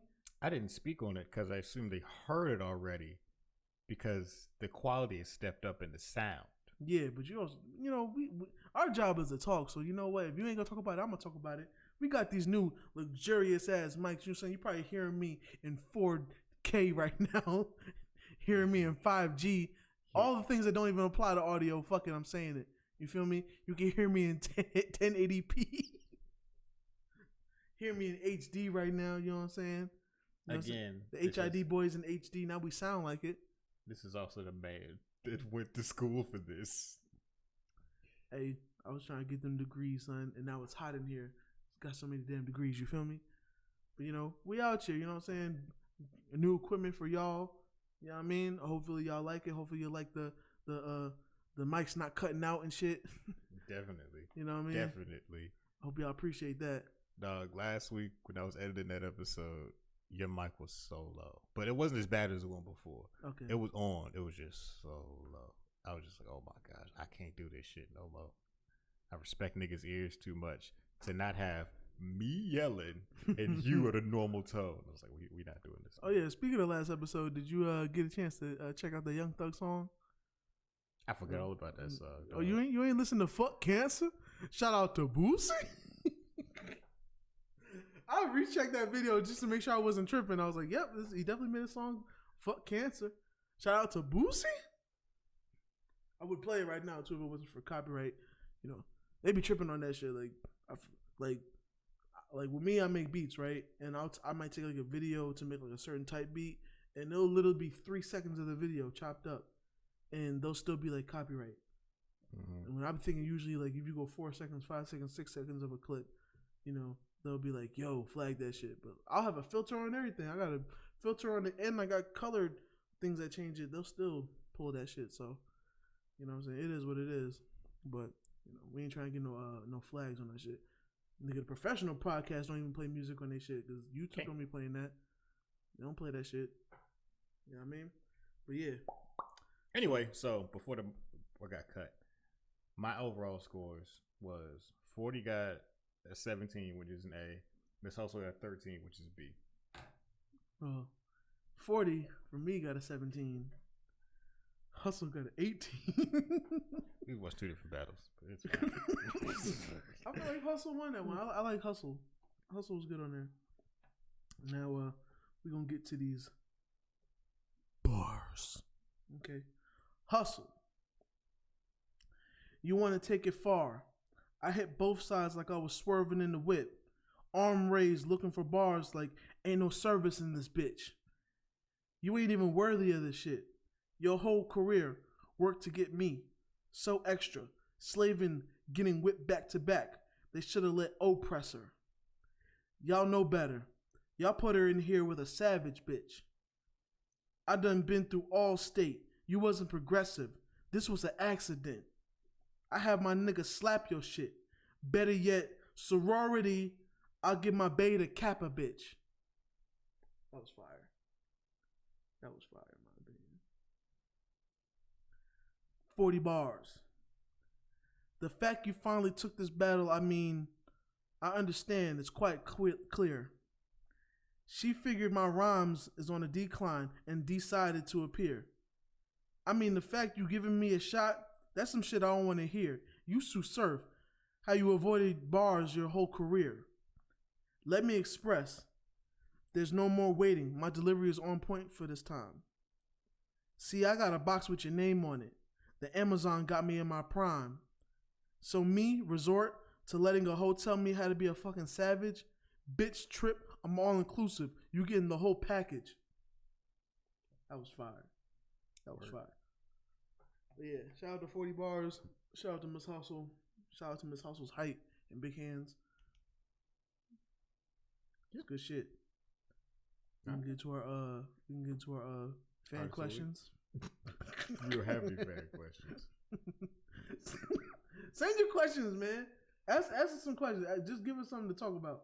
Force this nigga to be a part of this shit. Force this nigga to talk. You know what I'm saying?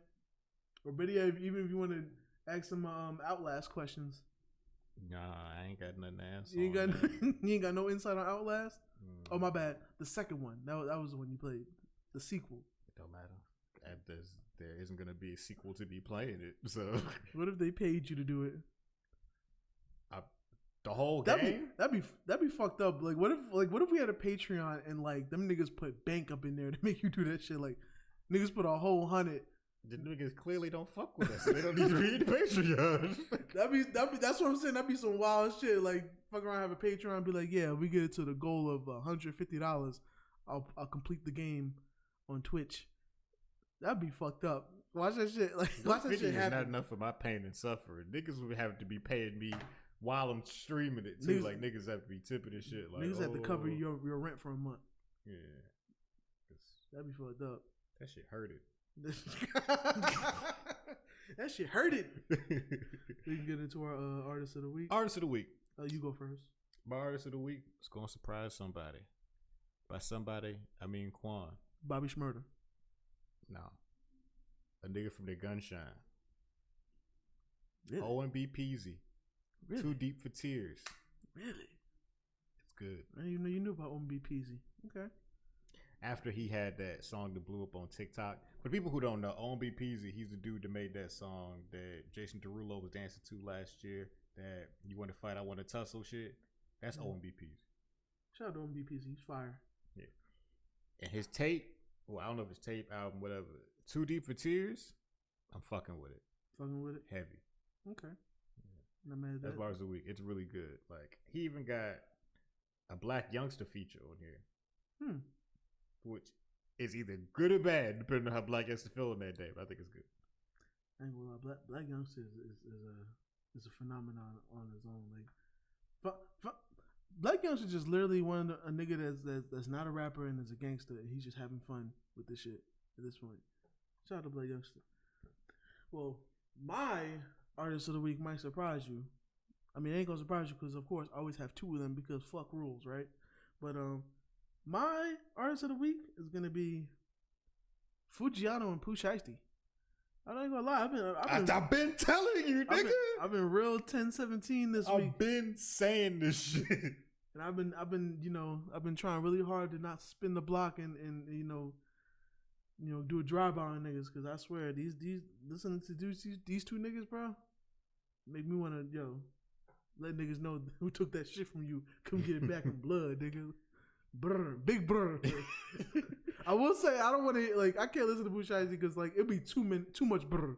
He ad-libs a little too much. It's bad when you just walking around, you just hear big brr out of nowhere. It's too much. But they both fire, bro. Pooh Shiesty, Fujiano, Gucci Man definitely got some shit with him. And 10-17 is very safe. Their future is bright. So. They even got more niggas too, because we still got Big Scar, who's affiliated heavy with Pooh Shiesty, and Big 30. Yeah, I was gonna say. Also very heavily affiliated with Pooh Shiesty, and they doing their thing. Then we got Cassidy and Enchanting, which I was telling Bloodbath that one of them definitely sounds like a female G Herbo to me, with a hood rich Pablo Juan voice, because she always whispers, or Trey the Truth, which whatever one is your twist, but she definitely flows like a G Herbo to me, They also fire. Once Pooh Shiesty and Fujiano have their turn, then they gonna come with some shit. But was crazy is any song with both of them is fire. Hard. They can't make a bad song together. Yeah, them niggas is the cookies and cream of rap right now. They fire, bro. And there's these days there's a lane for women. So I was gonna take us. They're not even gonna take that, but it's. One day they going what? Oh, and they got Mulatto. I forgot Mulatto is 10-17 too. And Mulatto's been doing it. Big Mulatto. I don't know what her name change is gonna be, but we don't know. JBP was saying if her name ends up being Big Mulatto, that would work. Close enough. I feel like it's still too close to the original name, but it would be a cool name because it'll help people. Some people might forget the old one, But yeah, Mulatto's doing her thing, and these two are definitely up and coming, pretty girls. They could rap. So what more do you want? You know what I'm saying? That's what I was saying. When I first was talking about the 10-17 tape, because I was just even if you don't like all the songs, because I don't even like all the songs, but all the group tracks are fire for the most part, and it's I don't know how. Was that one? No Love? The one that was a remake of I Think I Love Her. That shit. For that being one of the few Gucci songs that I like, I was like, oh, I like these niggas. Yeah. I like this shit.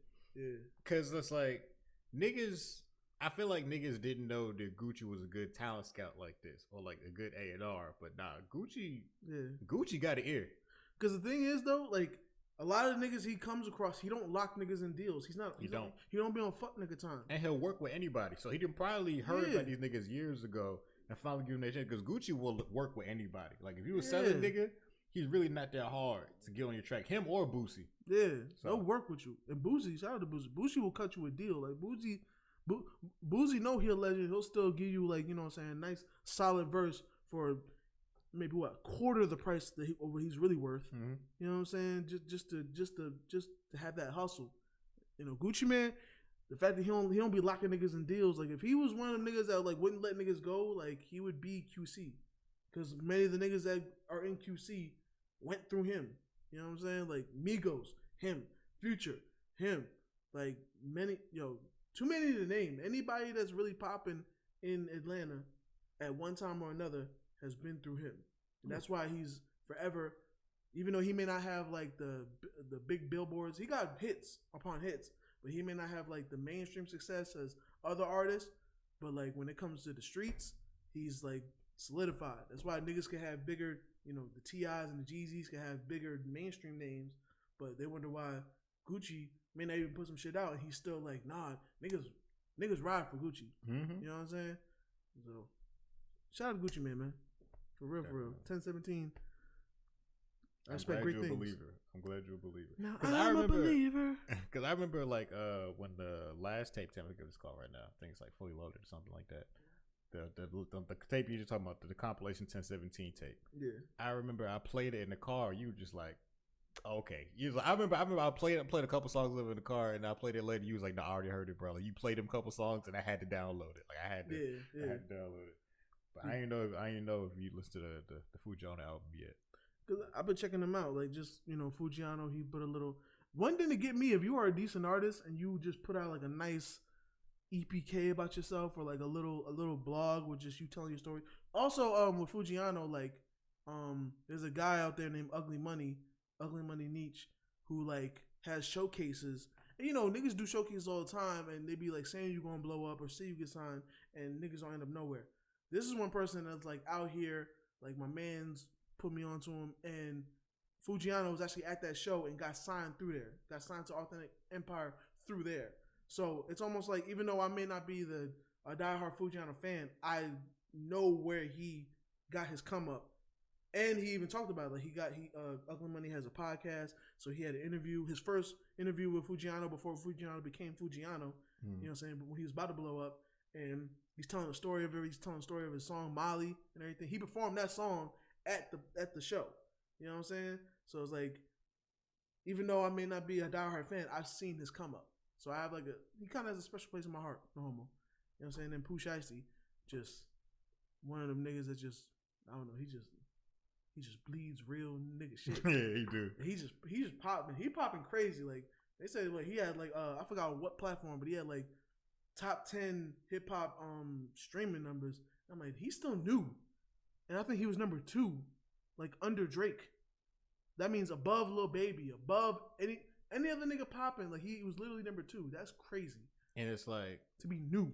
Some niggas, I feel like a lot of people know him probably off that shit with Dirt for Back sure. in Blood, because that was a big single. For sure. That was a real big still single. Big. Yeah, it is still big.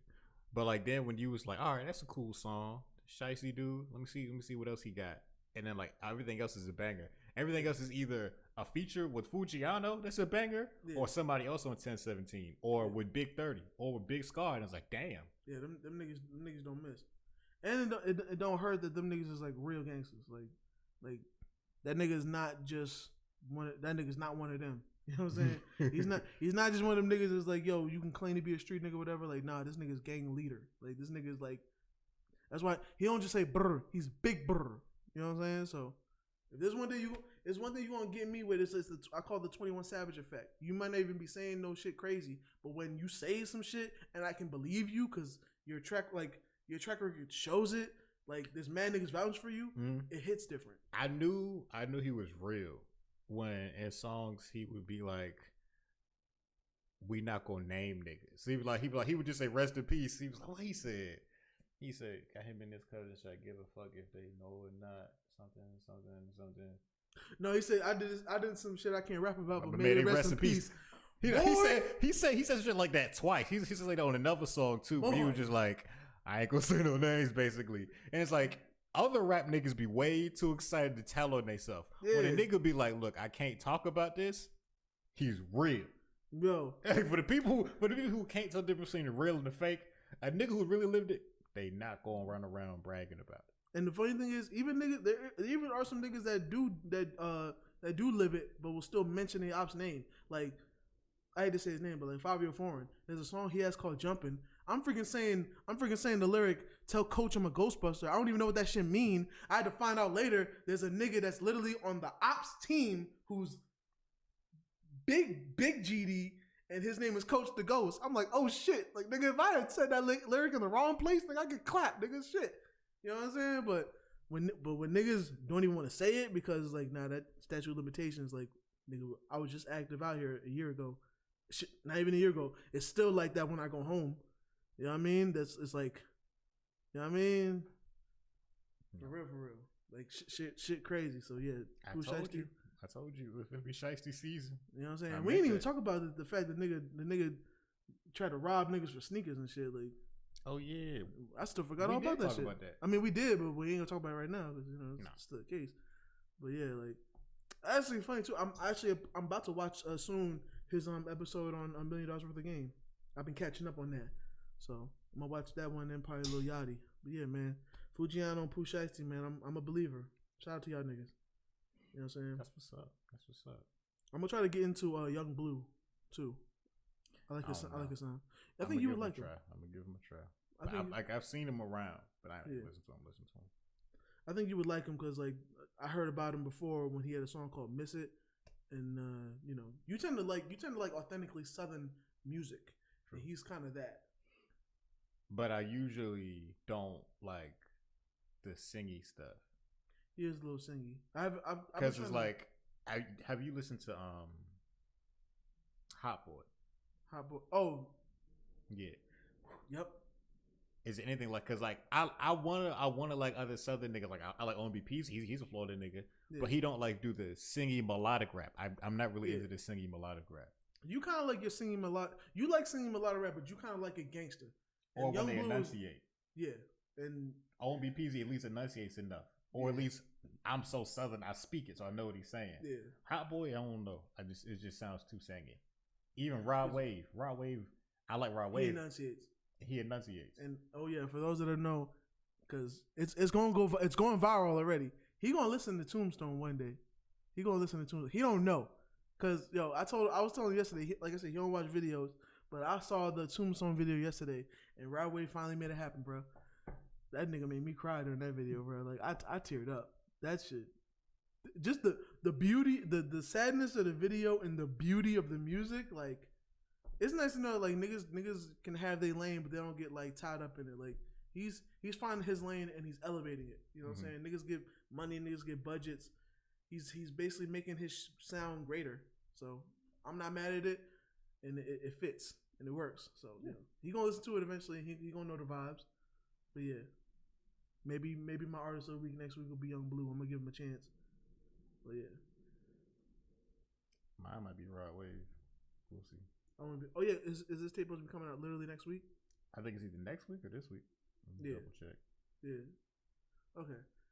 Yeah, Rod Wave. I'm expecting Rod Wave to be fired because I'm not gonna lie. Rod Wave somebody I listen to, but then like I'll hear somebody like maybe put his shit on a TikTok or something, and I'll forget how fire he is.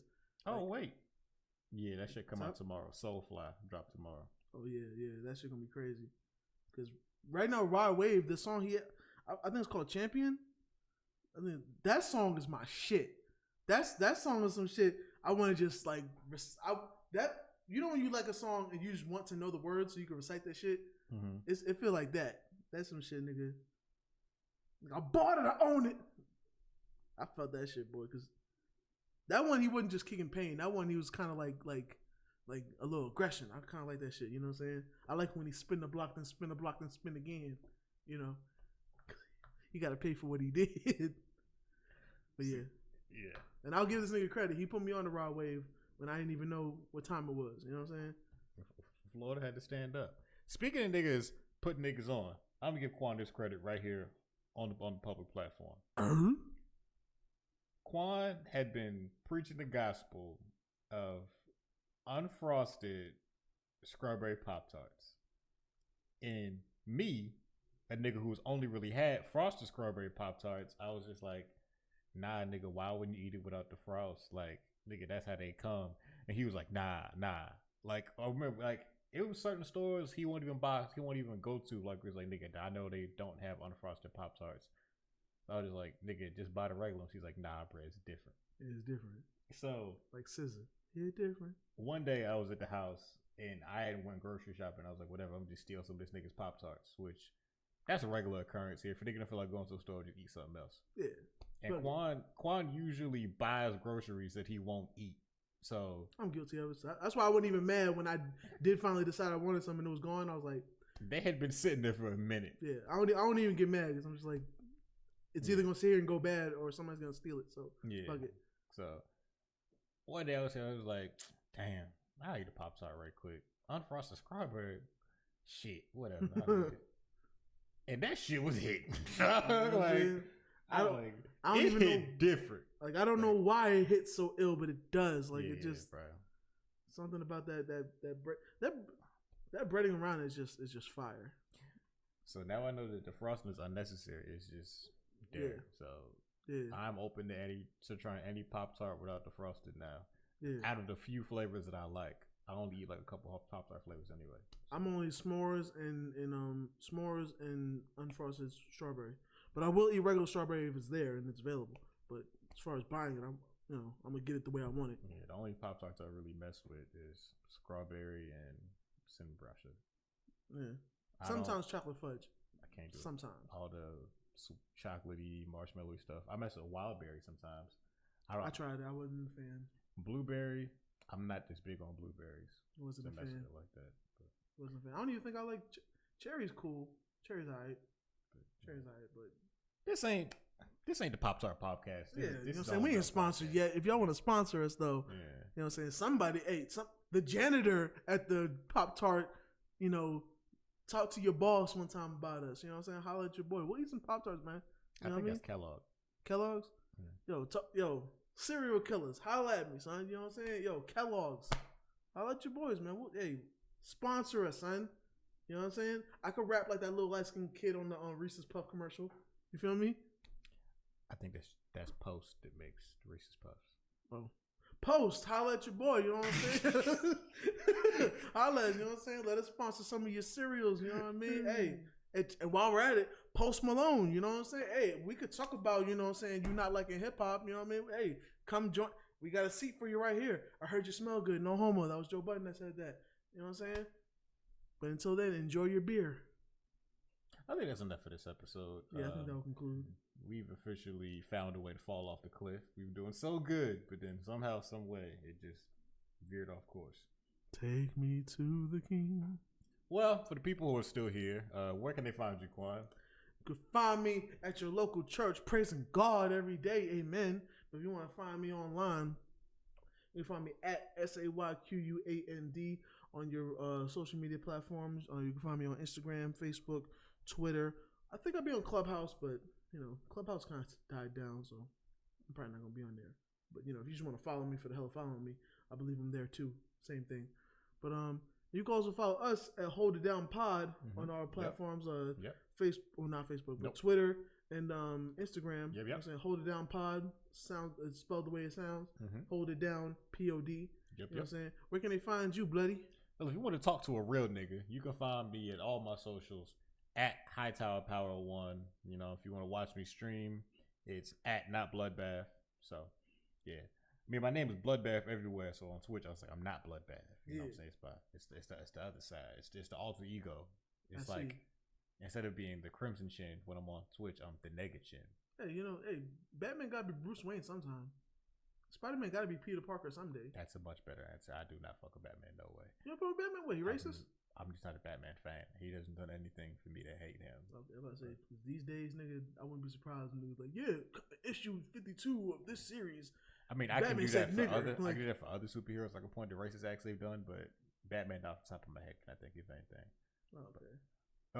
Anyway. Shout out to Black Panther while we're at it. Fuck it. Word. R.I.P. Chadwick Boseman. Yeah, that's going to do it for this week's episode. Thank y'all for tuning into the Hold It Down Pod. Ask us some questions like Quan said. You know where to send them. And remember to tell a friend to tell a friend. Tell a bitch to tell a hoe. And remember the South gonna hold it down. I gotta take a shit. Pip pip diddly do, nigga.